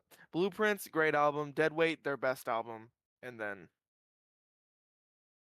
Deadweight was their best album because at least yeah. it had a lot of emotion behind it. It felt like they wanted to write that. That was on Blueprints, Oh, but yeah, I forgot. Whoops. I yeah, forget. the river was on Blueprints. Um, like Whatever. obviously Blueprints was a great album too, but I feel like because of the overall vibe, I think Deadweight's better. And I feel like that was their sound. I That like was their sound, man. I And like they just changed it, turned it around. I like Blueprints better, but they're both great albums. I like Deadweight because of the vibe it had. And Johnny Cash was a way better Yeah. closer than Desperate. Yeah, Way true. better closer than Desperate. True. Like Desperate's a great track, but I don't think it should have been the closer. Then we got Nick Nocturnal in Termina. Spiraling. It was pretty good. Um def Butzer mixed and mastered it, and I could definitely tell. I could hear his in so but yeah, it was a sick song. They're like experiment. By the way, I got roasted by Nick Nocturnal's chat. They roasted my trap metal project that I barely even care about because I want to know. It's just like, hey, he's doing fucking reacting to bands with under 10-month listeners, whatever. And I had 0, so I was like, hey, this fits perfectly. So I was like, here we go. And then the chat was like, I was like, whatever though. But he put it in the video though. A little crazy. Like it's cool, but I'm also kind of like I wish you didn't be roast that. That's just there forever. But whatever. Cool that I got in a Nick Knock. It was actually the YouTuber that got me. suck a dick person told me that I should submit the song, and then said, "Oh, well, they didn't like it, so why'd you submit the song?" Like, you told me to submit the fucking song, stupid. Being on, fuck that. Uh, Face Yourself dropped their third EP. No, wait, fourth EP. Fourth EP. I'm getting sick of them dropping EPs because I love their sound. They have multiple sounds also now. Because they had like it felt like the more raw deathcore. The other three albums or EPs, um, they were great. I think my favorite was either the first or the second one. I didn't really love the third one, but this EP was. I think this is their best work, like in general. They had I more agree. samples and shit. They had a Nick Nocturnal part also in the fourth song. It was like, that's the thing. It was just deathcore, and then they just had a fucking breakdown with like fucking air horns. It was hilarious. I was like, what the fuck? When I first listened to it, I did not expect that. But yeah, great EP, great production, as the bassist mom said on Primal. Yeah, that was a bassist mom like talking the EP like on the last song as well. Like, that's it for now. So that's pretty sick. But yeah, pretty cool. Next we Yeah. had Brian Garris's new band or side project, whatever. Weapon X or X Weapon X, called Hate. It was pretty cool. Just your standard hardcore shit. That's all. I won't even say what it is. I won't even say what I feel about it. It's it's good for what it is. Yeah. Uh, Wisp, who I think I'm to sum up down, which is crazy that I'm seeing. And I never thought I'd get to see. They're cool. They're like a shoegaze band, female. I've seen like a lot of these bands. Like, they're like, I don't know. There's some other chick, but like there's another chick. Like, I found both of them off TikTok, and yeah, like it feels like it's like TikTok shoot. Like, it's good, but like I always find it all fucking Yeah. solid. I like their. I don't know if it's like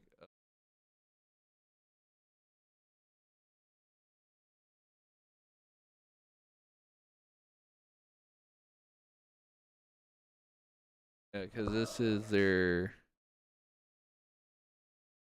second. Oh wait, no, third single after their EP, which I really like their EP last year. I think it was like in my top 10.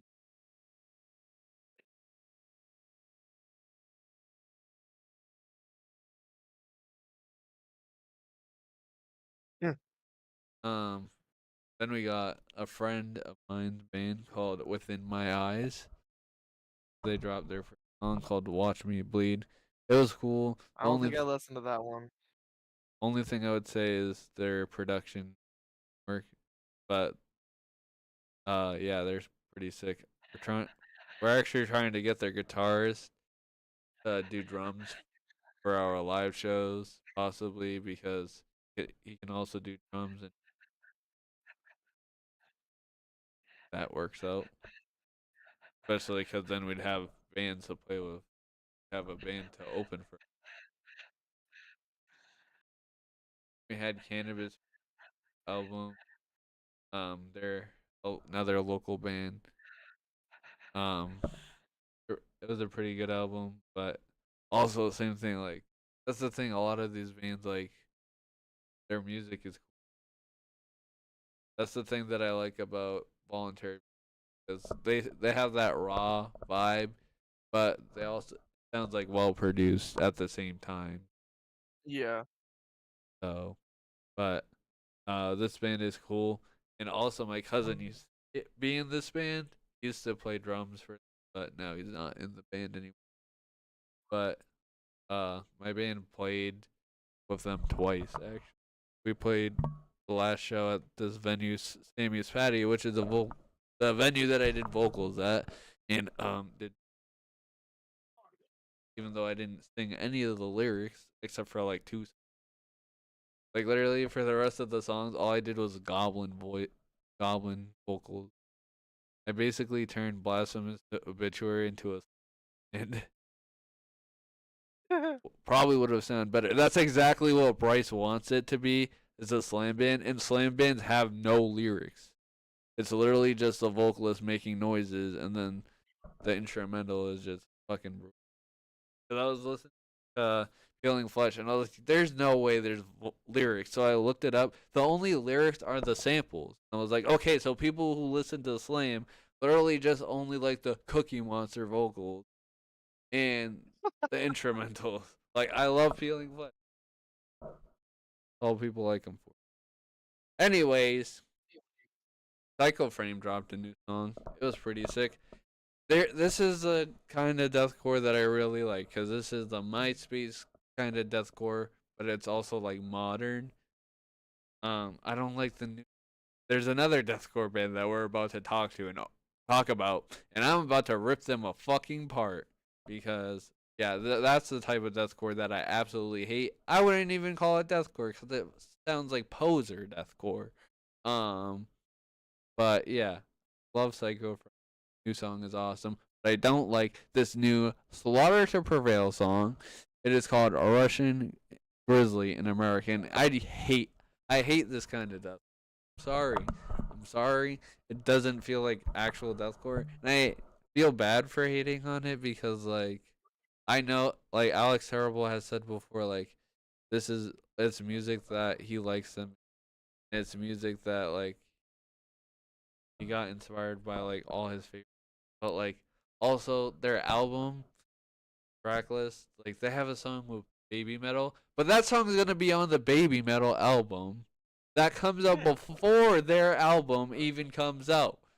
So how the fuck does that make any sense? And it's also a different producer, so I'm like, they're gonna use their producer or they're gonna be a like, wolf? I don't know.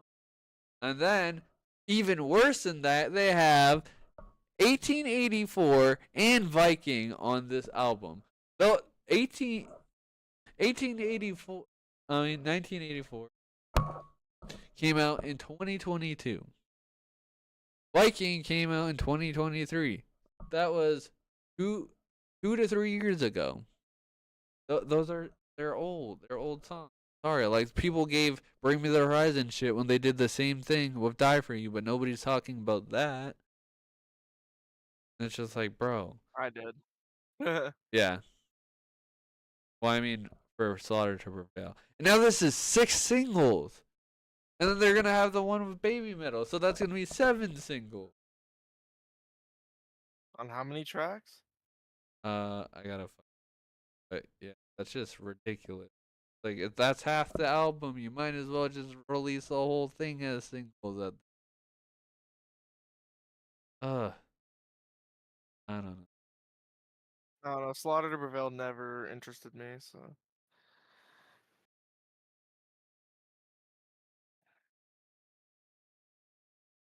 Okay. Yeah, there is 13 songs. Album. What? Yeah. Bro. 7 singles.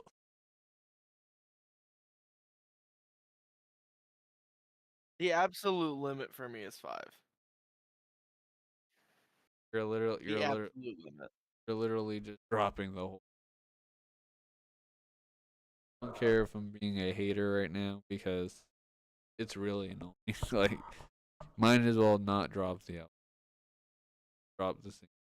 Bro, what really upset me about Alleviate's album, right? Alleviate's debut album, they released 8 singles on a 10-track album. Yeah, that's basically literally. That's what really pissed me off, man, because I was expecting that album to be an album of the year candidate, and it was really good. Don't get me wrong, but it was like It would have been better if they didn't release it would have every been song. so much better and much more impactful if they didn't release all the singles at once.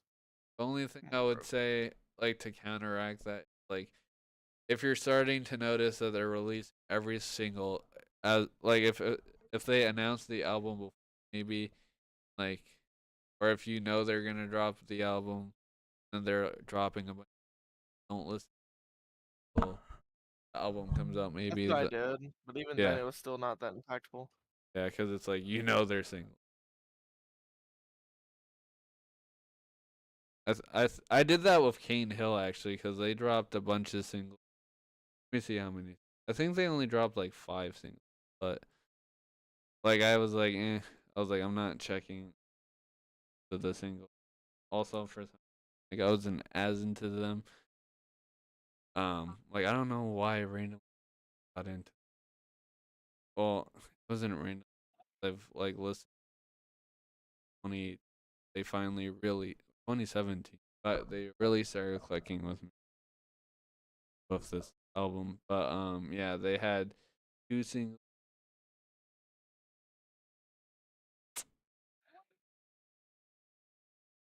They had 6 singles on this album. I think I stopped. I only listened to like 2. Then when the album came out, I loved it. I actually Kane Hill. When I checked my last FM for like my top artists this year so far, Kane Hill is #1 because I've been listening to the album that much. But oh, it's gonna be crazy. My top artist, yeah. Um. Yeah. Anyways, yeah, I just hate when fucking way too many See, album. I'm gonna confirm right now. My next album will have 5 singles. What's That's that? the absolute limit. Oh yeah, your album. I Yeah, thought my you album meant will your. have no. My album will have 5 singles, I thought you meant but that's 12 tracks.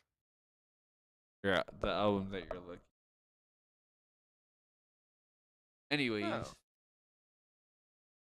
Dayseeker dropped a new song. It was pretty cool. It was called Pale Moon. The first thing I thought when I heard that was the lyric from like by Saving Vice, like Morienti.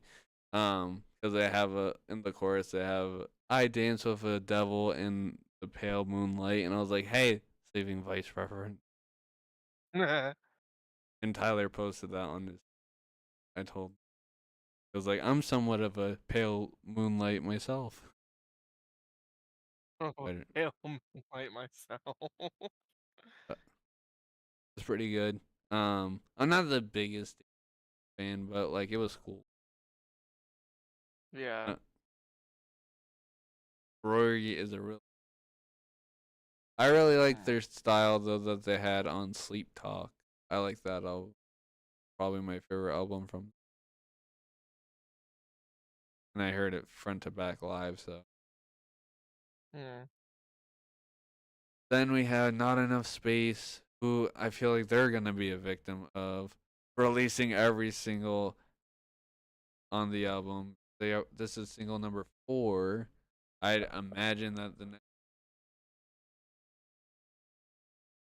But like in their case, releasing every single album kind of makes sense because they did say that every song is gonna sound a lot different than the other. So like it's just it sounds like it's gonna be like a compilation kind of thing or like something like that. So like in that aspect, it makes sense because it's not supposed to be how he, but at the same time, a little frustrating. Dude, give us a fucking album. We know you said you have an album. Release 4 singles now. Give us a fucking album. Right. This song features Dark Divine. It's pretty good. This song reminds me of like Poppy mixed with 156, which is weird and ironic. They're produced. Yeah, they're produced master. Um,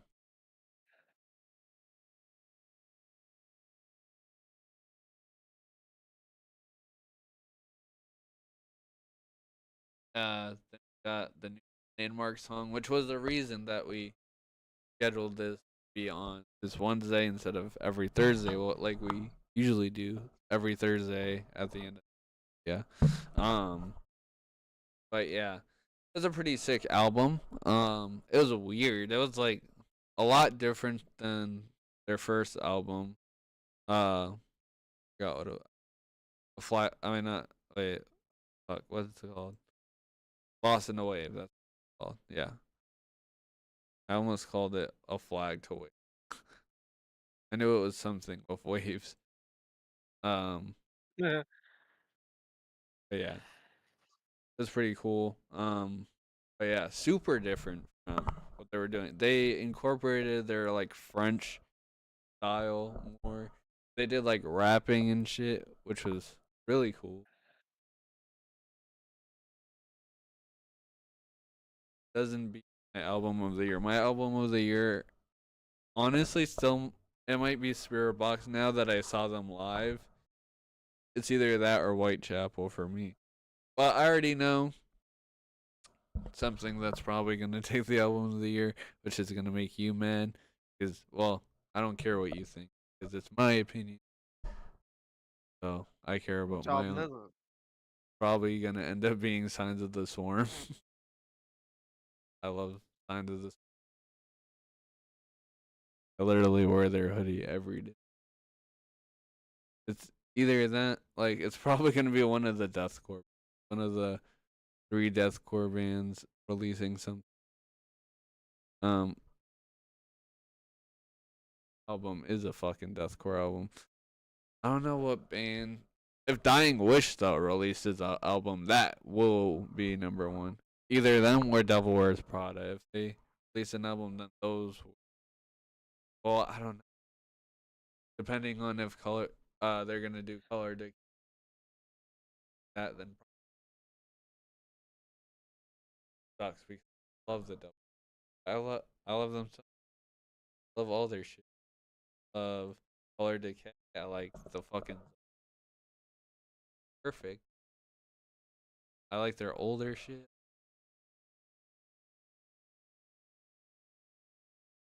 My my favorite album from them is super underrated. Transit Blue. Mm, Either that or Dark Throne or Dead Throne. mm. But oh yeah, and then we have the new Breaking. Because these It was a very good song. I don't care what you say. Very good song. no, it It's was. definitely the best single so far, in my opinion. I really like Technium. That one was pretty good.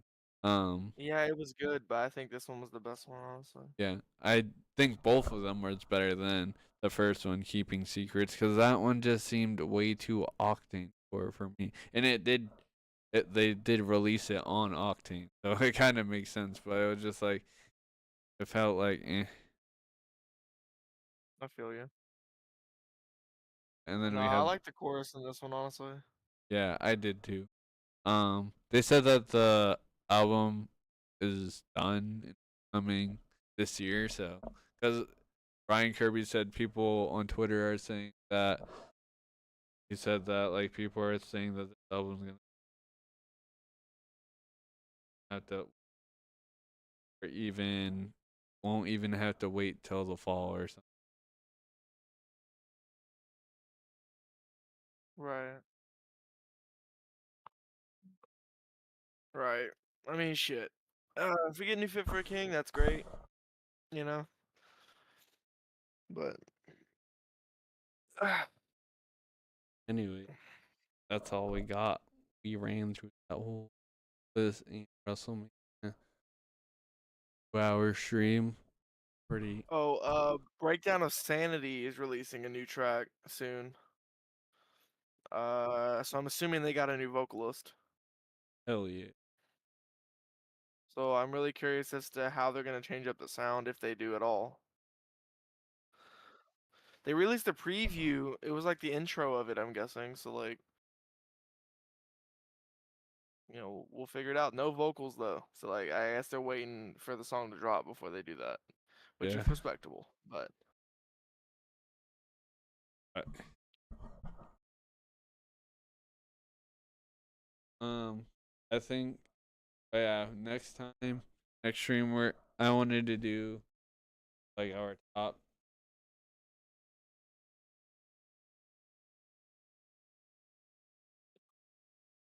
We can also do pay-per-view reviews, even though the next pay-per-view Backlash is only going to be at the beginning of May, which also I'm probably going to miss Backlash because it's a day I'm visiting someone who I'll tell you later, but probably already know. I know. Yep. Okay. But yeah, and I realized that I was like, oh shit, I'm gonna like get home when it's basically over. I was like, Mm. it's okay. It's a B tier pay per view. I don't really care that much. It's gonna be like an A tier though. Yeah, but the only thing I already know who's gonna win between Randy Orton and John Cena. I mean, of course, it's gonna be Cena, but If Randy Orton does win, I mean that'd be fucking wild. I mean they could do it, but it's in his hometown, so it's also kind of like really.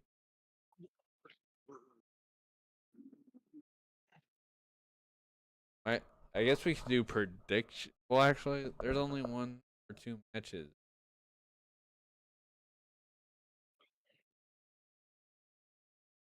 yeah, kind I of don't like know. that. Yeah. Both of them. We already know.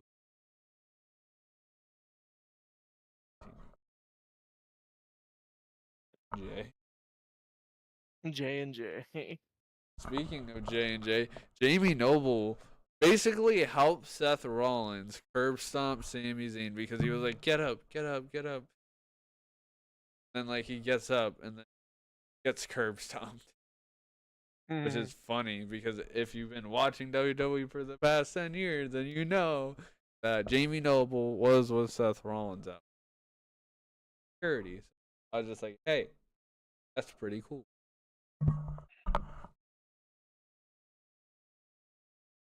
Yeah, Yeah. found this pretty cool featuring today. I'm addicted. And then I saw this like energy drink I never seen before. I'm not sponsored, but if you want to sponsor, that'd be pretty free. They were like super cheap. It's orange. It's called Alani New.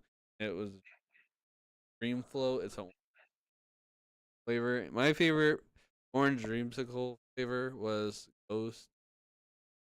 They have an orange cream flavor. I literally had my mom order like, cause she helps me out. Like help me out. Hear me any like she uses Samson like helps me like get like snacks or food because like I go to the gym, so I'm like, hey, can you protein stuff help me like stay healthier? Protein. I was like, and if you can get me a fucking case of Ghost orange creamsicle, and then yeah, I was super. That's my favorite energy drink, but this might be a low second because this shit's so. If either of you want to sponsor me, I know I'm some nobody on the internet, but I feel like I would be a good salesman for a Ghost or any energy drink. I'd be like, people say this shit's bad for you, but it always makes me pretty fucking. And I feel great all day. Okay, maybe I shouldn't say that part. Maybe I shouldn't say that people say that they're bad for you. But I mean, everybody says you're gonna have heart failure if you keep drinking energy drinks. Well, here's what I have to say to you: fuck you.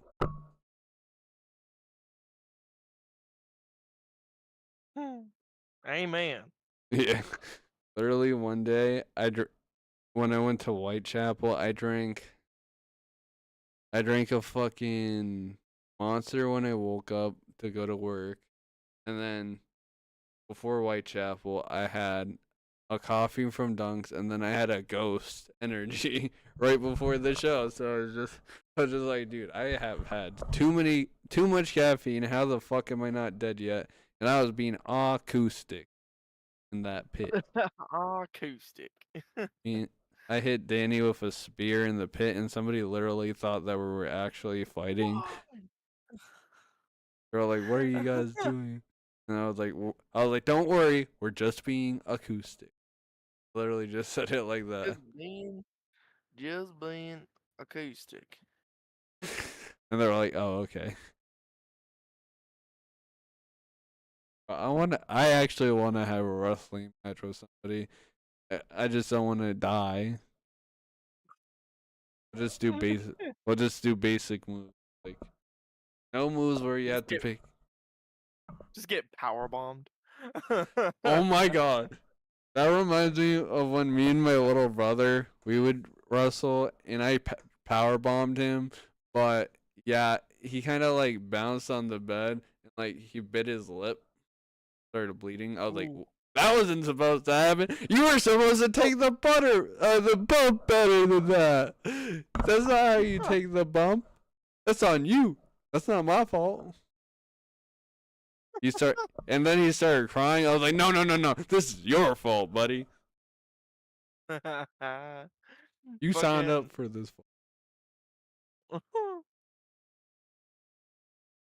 Shit, part of me at one point wanted to be a professional wrestler, but then I was like, Me too. nah. I wanted to be a wrestler, but everybody kept saying it was stupid and cringe. But you know, I kind of wish I was a wrestler. I feel like I would love to like. I would want to be a wrestler, or like I would want to be a manager or like a mouthpiece, because I would want to cut promos and talk shit. I would want to be a heel manager. Honestly, more than anything.